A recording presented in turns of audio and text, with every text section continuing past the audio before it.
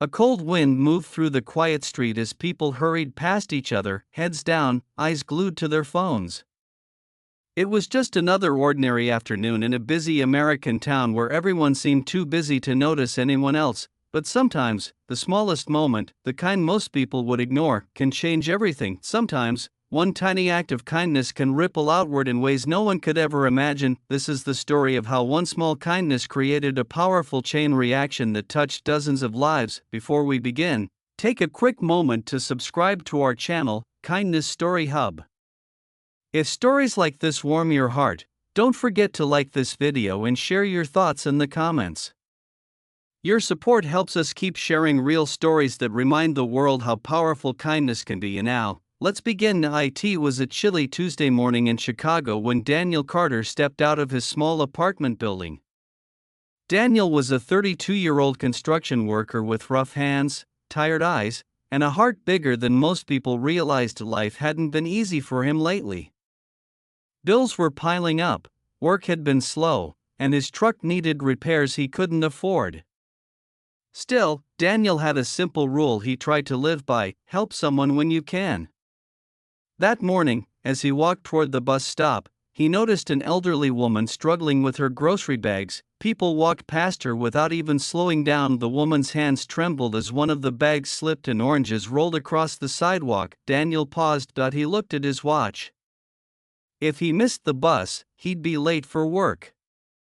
His boss had already warned him once this month, but something inside him wouldn't let him walk away. He knelt down, picked up the oranges, and gently placed them back into the bag. "Let me help you with those," Daniel said with a warm smile. The woman looked surprised.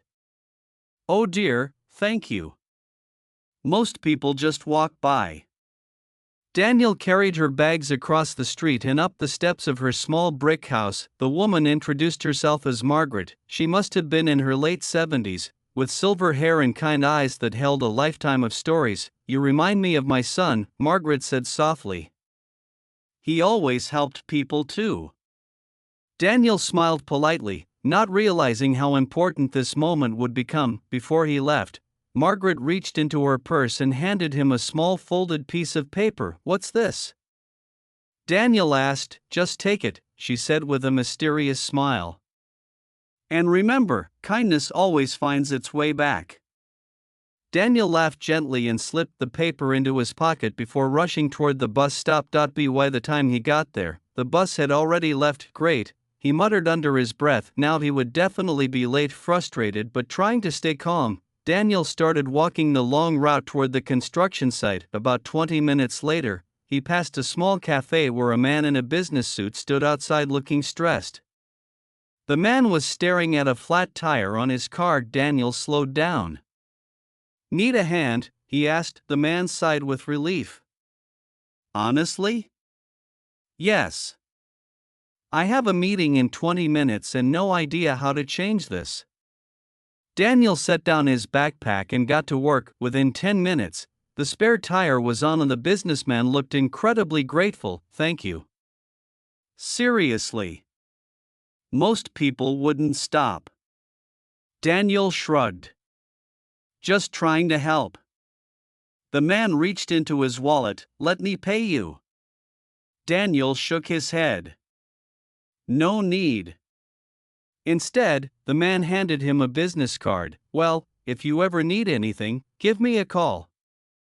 Daniel glanced at the card. The man's name was Michael Bennett. Daniel nodded politely and continued his walk, not thinking much of it. When he finally arrived at the construction site, his boss was waiting. "Carter, you're late again." Daniel sighed and tried to explain, but before his boss could respond, a black SUV pulled up beside them. A well-dressed man stepped out. It was Michael Bennett. Daniel blinked in confusion. "Wait, you work here?" Daniel asked. Michael smiled. "Actually, I own the development company building this project." Daniel's boss suddenly looked nervous. Michael turned to him and said calmly, "This man helped me this morning when he didn't have to." Then he looked back at Daniel. "Anyone willing to help strangers like that is exactly the kind of person I want on my team." Daniel had no idea what was happening, but before the morning was over, Michael offered him a promotion to site supervisor. It came with better pay and stable hours. Daniel stood there stunned, all because he helped change a tire. But the chain reaction didn't stop there. That same afternoon, Daniel noticed one of the younger workers sitting alone during lunch. The guy looked stressed and barely touched his food. Daniel sat beside him. "Everything okay?" he asked. The worker, whose name was Luis, hesitated before speaking. "My mom's in the hospital," he said quietly. "I'm trying to work overtime to help pay the bills." Daniel thought about Margaret's words, "Kindness always finds its way back." So Daniel organized a small fundraiser among the crew. Everyone pitched in what they could. By the end of the week, they had raised enough money to help Luis cover his mother's treatment. Luis was overwhelmed with gratitude, but here's where the story becomes even more incredible.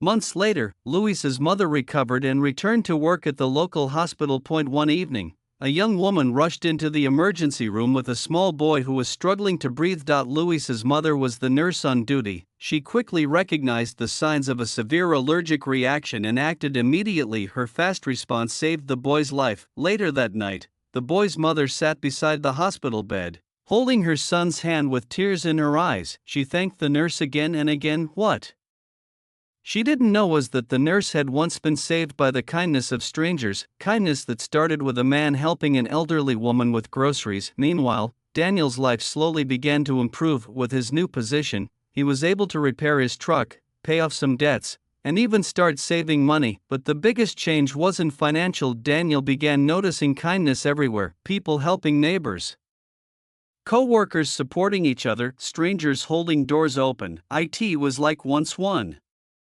act of kindness began, others followed naturally. One evening, months after their first meeting, Daniel decided to visit Margaret again. He knocked on her door and handed her a bouquet of flowers. "I wanted to thank you," he said. Margaret looked confused. "For what?" Daniel smiled. "For reminding me how powerful kindness can be." He told her everything that had happened since the day he helped her. Margaret listened quietly. When he finished, she simply smiled. "You see," she said gently, "kindness is like dropping a stone in water." She gestured with her hand like ripples spreading outward. "You never know how far the waves will travel." Daniel thought about the elderly woman, the businessman, the fundraiser, the hospital, and the boy whose life had been saved, all connected by one simple choice: help someone. That night, as Daniel walked home under the city lights, he realized something important. Kindness doesn't need money. It doesn't require special skills. It doesn't take much time. Sometimes it's just picking up a few oranges on the sidewalk. But the impact can be bigger than we ever imagined. So the next time you see someone struggling, the next time you have the chance to help, remember Daniel's story, because one small act of kindness might start a chain reaction that changes lives, including your own. And if this story touched your heart, don't forget to subscribe to Kindness Story Hub, like this video, and share your thoughts in the comments. Who knows, your kindness today might be the beginning of someone else's miracle tomorrow.